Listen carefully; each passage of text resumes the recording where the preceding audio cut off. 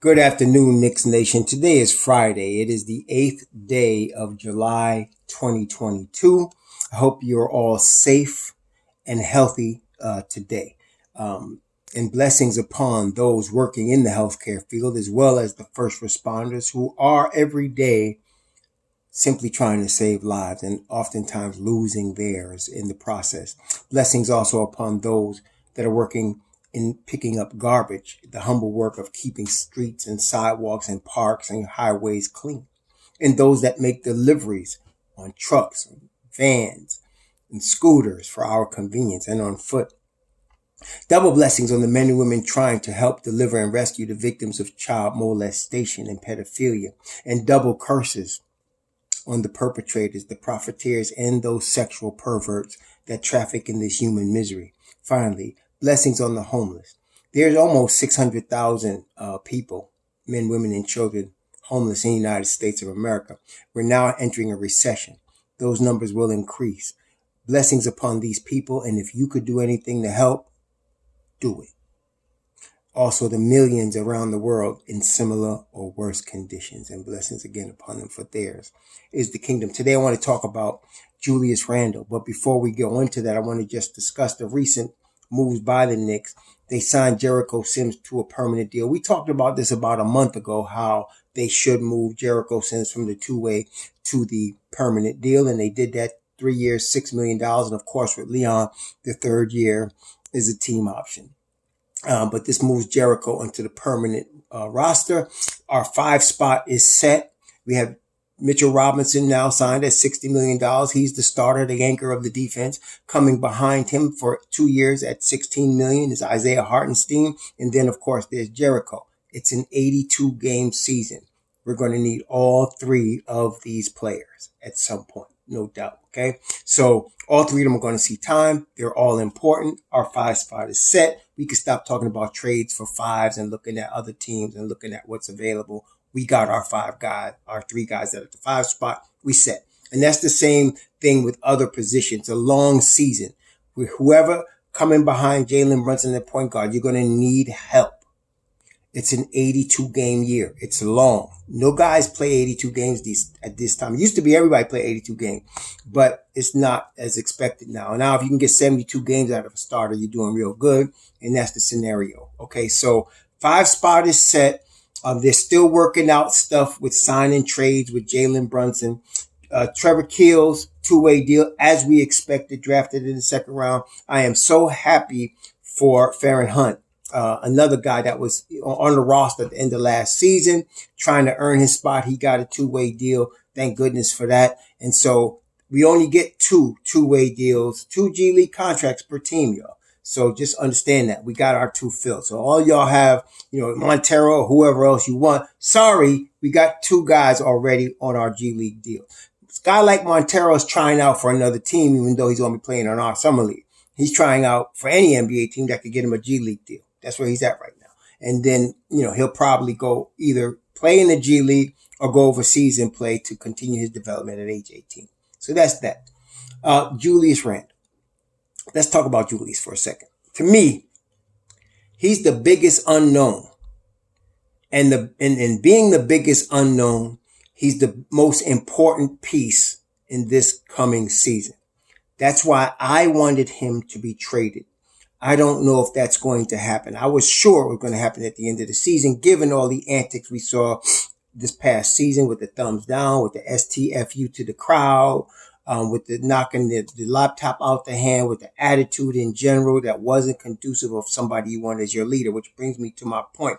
Let's talk about talent first. Listen carefully to me, Knicks Nation. There is no denying the talent of Julius Randle. You have to be one of the 400 best basketball players in the world to play in the NBA. Period. Okay? Like speaking to Montero, if he was one of the 60 best, even this year, somebody would have drafted him. They pay scouting departments hundreds of thousands of dollars for the purpose of finding NBA level talent. It's not easy to make it in the NBA. Okay? This is the league.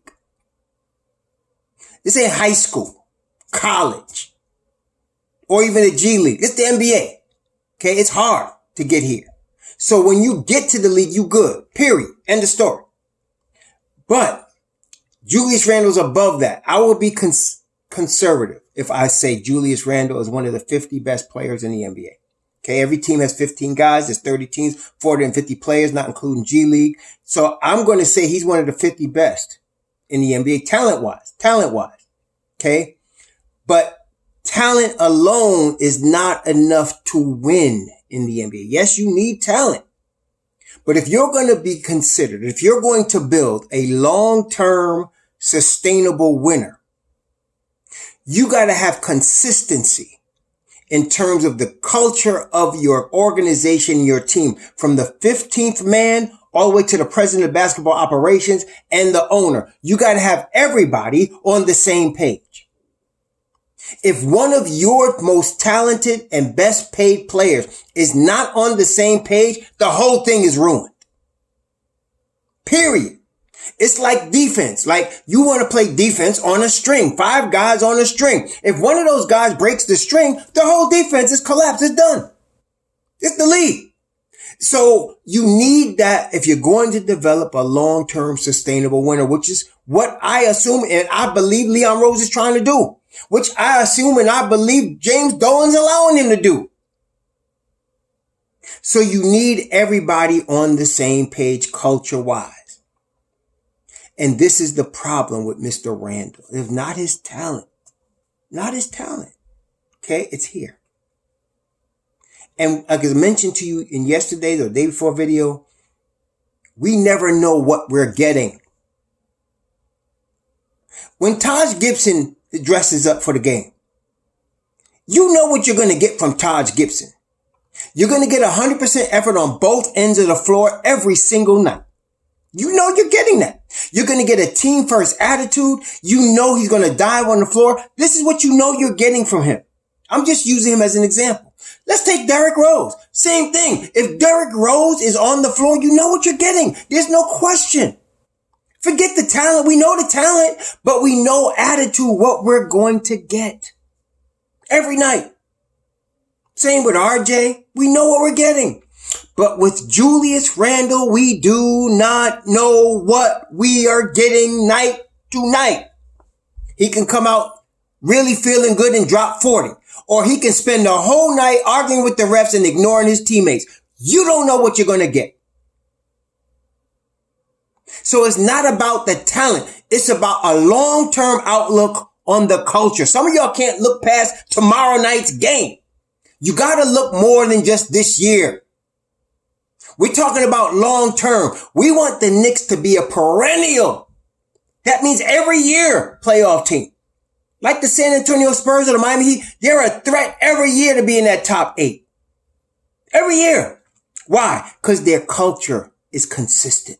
They don't allow one player to ruin their culture. They'll get rid of the player no matter how talented they are. So this is the problem I have with Julius Randle. I don't know what I'm going to get. For example, RJ has grown over his 3 years in the league from age 19 to now age 22. He has grown in terms of maturity, in terms of ability. And you want that to continue. If you're a Knicks Nation fan, you want that to continue to develop. He becomes a cornerstone. He's going to be the second guy after Mitchell Robinson to sign an extension on for his rookie deal since Charlie Ward. Mitchell Robinson just did it. He's the first guy since Charlie Ward to sign a second contract with the Knicks after being drafted. RJ's the second guy. This is an element of long-term sustainable winning. You draft guys, you sign them, you re-sign them after you develop them. So RJ is coming. He dropped a 40 piece. I think it was against the Heat this past season. He won a game against Boston. He is coming along. Is he making mistakes still? Yes. Does he need development? Yes. Some of y'all expecting perfection of a player when you can't even get perfection yourself. But he's developing. And you want that to continue. I'm telling y'all, he's going to be a better version of Jimmy Butler. The bully ball is still there, except he's going to have a better jump shot. He's coming along. I think he's in the 36% range right now on his J rate. So, 1 year he was 40. He's coming along. So you don't want the attitude of a Randle to mess up RJ. You bring in a Jalen Brunson. He's going to get the keys. The ball's going to be in his hand, period. Can Randle deal with that? That's what we don't know. Can Randle deal with not being the face of the franchise because it's going to be RJ? That's what I'm saying. We should know. Let me ask you this. Could Taj Gibson deal with RJ being the face of the franchise? Could he deal with the ball being in Jalen Brunson's hands? Could he deal with not playing many minutes every night? Yes, he could. How do we know that? Because we have the history of Taj. We know how he is. I'm just using that as an example. Mitchell Robinson, he said, what do you feel about coming off the bench? He said, I don't care if I come off the bench or if I start. That's the attitude you want. But with Randle, we don't know we're getting that. And this is another problem we're having. Let me just tell you a little bit of history. Team basketball, team culture, organizational culture is the winning formula. But there are exceptions. Some of y'all focus on the exceptions. You should treat them as they are. Exceptions, not the rule. The exception to this was one Kobe Bryant. A very ball-dominant player, if there ever was one. A ball hog even. Would go against double teams constantly, taking bad shots. But his teams would win. Kobe had 5 rings. 3 with Shaq and then 2 after that, back to back. And, 3 after Shaq, then he went and got Shaq left and then he won 2 more back to back himself. He's the exception. His work ethic was legendary. And I'm not even exaggerating. Anybody that knows Kobe's history know what I'm talking about. His work ethic was legendary. He was playing 100% on every play on both ends of the floor. Never gave up a play on defense, ever. Was always going full tilt. That's Kobe. But he would hog the ball. Okay. Now, Shaq complained about it and ended up leaving. It was a schism between the two of them because Kobe was like, my game, my game, my game. This is my game. And he wasn't trying to have it. They was winning. And Shaq ended up going to Miami. Okay. But Kobe had the last word. He's the exception. But a lot of young players, your Alonzo Triers, your Julius Randles, your Jason Tatums, they idolized the Kobe and they wanted to be like him. So they got the hard work ethic. But some of them have the bad habits. Kobe got away with it because his teams were winning championships. He was fortunate at first. He played with Shaq and they won 3. Then Shaq left. He struggled a little bit. Then they got Paul Gasol and a whole bunch of other supporting cast. They won 2 more with Kobe. Okay. So you can't, people would have wanted to say something, but you can't say nothing when you're winning chips. In Julius Randle's 8 years in the NBA, he's only been on 1 squad that was better than 500. That was the 4th-seeded team from 2 seasons ago. Every team he's been on has been a losing team. Okay? So again, let's go back over the whole thing. His talent is undeniable. Okay? But will he adjust his attitude so that the team can prosper? And the question is, the answer is, I don't know. Nobody knows. And talking won't say anything. Everybody talks before the season. You can hear him say this, you can hear him say that in the press conference. But when you get in the game, the first time he's jumping in the referee's face, it's over, right? Because he shouldn't be jumping the referee and then talking about how the crowd reacts because his son is at the game. And he jumping in referees' faces. Okay. I don't know. If he comes in and doesn't argue with the refs and is willing to play team ball and is willing to move without the basketball and give 100% effort on every play on defense, we got something then. The Knicks are going to be really good. If they do that, I know what Jalen Brunson's bringing to the table. I know what RJ's bringing to the table. I know what Mitchell Robinson, Isaiah Hartenstein, I know what these guys bringing to the table. Kenton Grimes, Deuce McBride, IQ, D. I know what these guys bringing to the table. But if Julius comes with the right attitude and plays 100% effort on both ends of the floor every play without waving people off, without rolling the ball and marching off the court, without being attitude-y and arguing with the rest, we're going to be really good. But if not, it's going to be a struggle. He is the linchpin to this season. Okay. Now, that's why I wanted him traded, because I know what Obi bringing to the table. If you give Obi time, he's going to get you 20. He is.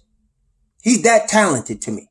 You give him 35 minutes a game, he's going to get you 20 points. He probably get you 7, 8 rebounds. A Marty Stoudemire type thing, except Obi's better on defense because he's coming up in Tom Thibodeau's system. He's improved on defense. Okay.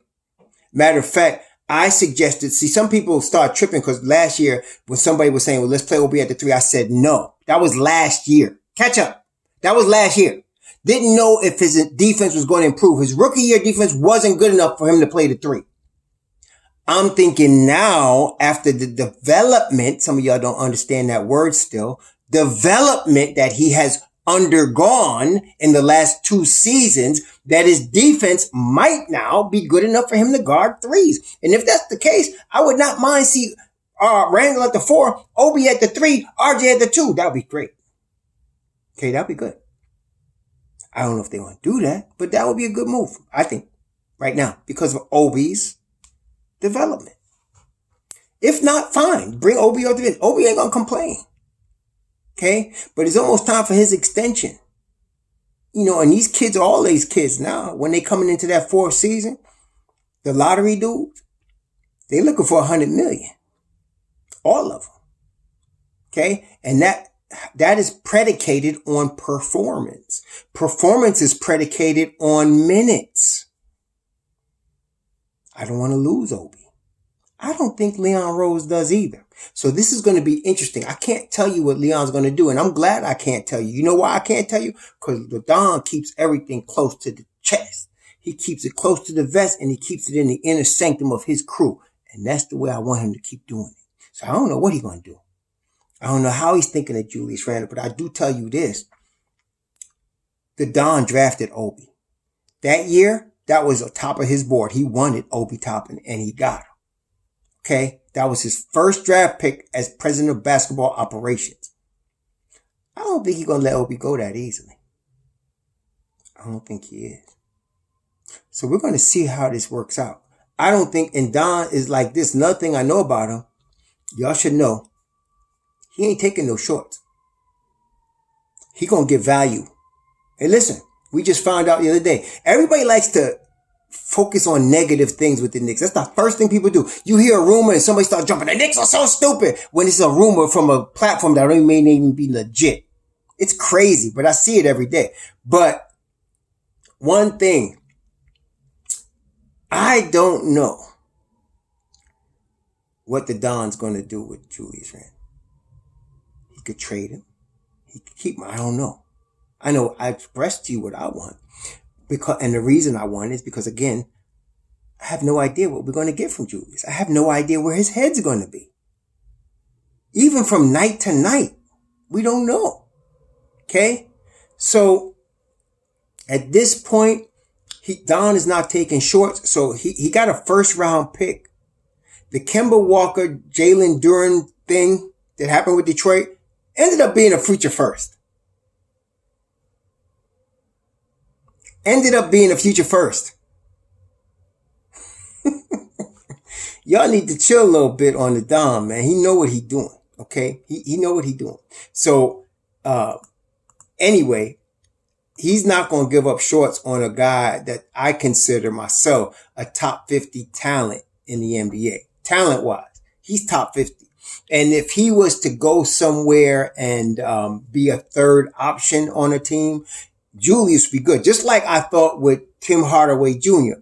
The problem with Tim Hardaway Jr. wasn't Tim Hardaway Jr. It was the Knicks, because the Knicks had Kristaps Porzingis drafted to be the number 1 option, and they had actually brought in THJ to be the second or third option, which is his strength. But then when, of course, the brittleness of KP kept showing up. And so Tim Hardaway was forced to be the number one option. And that's not his best position. When he went to Dallas and he's playing as a second or third option behind a Luka Doncic, now you see him prosper because that's where he is. Well, it's the same with Julius. Julius is not a number one option. He's just not.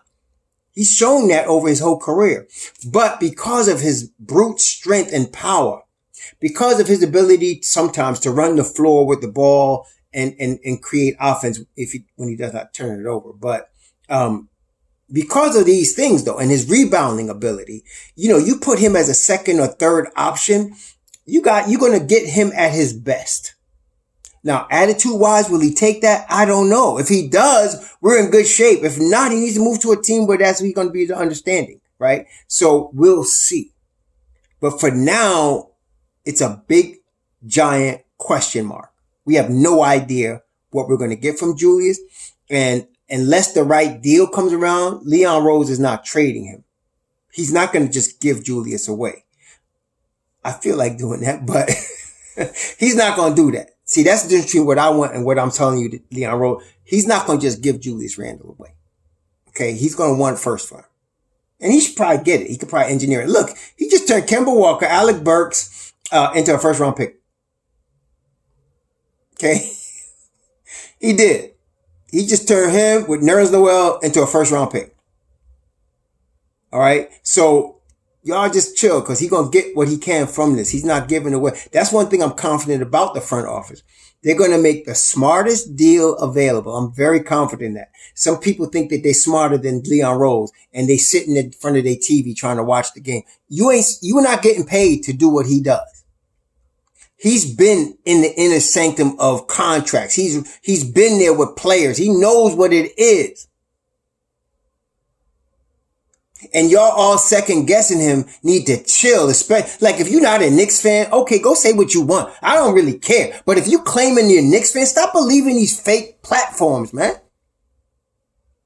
There's only three dudes you could trust. Leon, somebody say, I just heard this. And I always say, well, what source are you getting this from? I can't remember. Well, you know what? Y'all need to check the source. If it's not Ian Begley, if it's not Shams, if it's not Adrian Wojnarowski, forget it. More than likely it's garbage. Sometimes you get a Mark Stein come up with something. Sometimes. But I wouldn't count on that.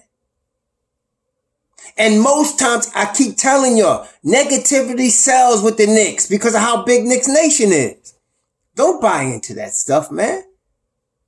Unless it comes from them three dudes, consider the source. If it's NBA Trade Central or some bullcrap fake platform, please, don't even regard that. And don't attribute it to Leon Rose, please. Cause our dude is smart, man. And we got a really crack front office team. I say crack, I mean sharp. Front office team with Leon and Brock Aller, and Scott Perry, okay, and Walt Perrin. We got a really good situation here, man. Don't, appreciate what you have, Knicks Nation, because we in good shape. So why I say all that is to say this. I am very confident whatever moves they make is going to be the smartest move for the Knicks organization for long-term sustainable winning. I'm very sure about that. Now, the fact that he keep all his cards close to the vest drives the media crazy. Y'all got to take that into consideration. The media will harp on somebody when they do that because they're mad. They're angry and they're going to come out negative, try to force it. I remember a media dude came to my front porch one day over something that happened 25 years ago. And they had written some article about me in a big paper. I'm not going to go into details, but it was negative, right? And so the dude that wrote it came to my door and I said, man, you better get off my porch. And he said, and this is what he told me. He said, you think what I wrote was bad then? If you don't let me talk to you, I'm going to write worse. And I said, I'm going to call the police now. And as soon as I said that, he left. But that's how they do. If you don't talk to them, if you don't give them that access, they start getting stupid. Okay? That's how media does. So Leon is not letting them in the sanctum. He's not telling them what his next moves are. So y'all got to understand that when this stuff, negative stuff comes out and know that you got a smart dude in that front office. We do. Believe me. We've seen some idiots in there, from Layton's, from Grunwald's. We've seen some idiots in there. Scotty Sterling. I go all the way back, y'all. So there's been some idiots in that front office. Leon Rose ain't one of them. Okay? Just take it from somebody that's been there for 50 years. He ain't one of them knuckleheads, man. He knows what he's doing. All right? And we got a good crew in there. Now, as far as Thibodeau, yeah, Thibodeau's stubborn. Yeah, he messed up, and he admitted it. That takes a man. He admitted that. So I want to see what happens this year. One thing I knew for sure, and y'all should know, he ain't playing no rookies. That's why they didn't get nobody. He might have put Jaden Ivey in the rotation if they would have got Jaden Ivey, but apparently that's the only dude that he said he would have played because they didn't go get nobody else. Why? Because they believe in the cats we got. The guys we already drafted that are on the roster. Okay? It's about to be Summer League. This is Friday. It's Deuce time tonight. I can't wait to watch the replay of this game tomorrow night. So it's going to be on. Okay? With Deuce and Quentin. I call him Q-Dog. Some of y'all got all upset. Apparently his Q-Dog is some Greek letters. I'm sorry, but I'm not into the Greek letters. I'm just telling you. This is raw Hebrew. I don't give a crap about Greek letters. So to me, Quentin is still Q-Dog, baby. And then we got Jericho Sims. So yeah, I'm excited to see my kids play. These are dudes that we drafted. Okay. And they're going to ball out. You see Obi and IQ at the game. What you think? They all know what's up. It's time, y'all. It's time. So I'm not worried about what we didn't get this past season. We're going to talk about this dude, Victor Wembanyama. I'm talking about him after Summer League. After Summer League, okay? I got to focus on Summer League because I'm all hyped for my squad. So for the next, few days, week or whatever, we're going to be focused on how the Knicks are doing in the Summer League, okay? Meantime, so with Julius, like I said, it's up in the air. Leon not giving him away. I have no idea what to expect from this gentleman. I'm not denying his talent. Will he play the third fiddle, though? Because that's what it is. He's going to be Jalen Brunson, R.J. Barrett, then Julius Randle. Is he ready for that? Is he ready to give us 100% effort? Is he ready to buy into the culture, or is he going to be a distraction again? I don't know. We're going to find out. Meantime, it's Friday. Please have a good Friday. Be safe this weekend, you and your family. I hope you all be healthy. Shalom.